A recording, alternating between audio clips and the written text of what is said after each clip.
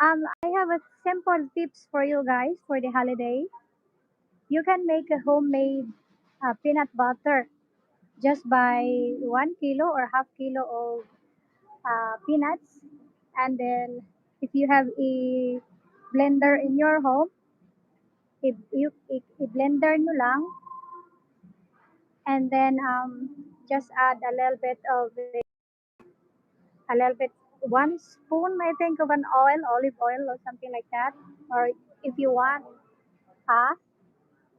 Don't have oil. So what do we mix that before we? Grind it until it starts to create its own oil.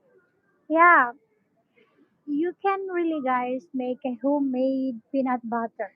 Like just buy half kilo of peanuts and then blender mo lang siya.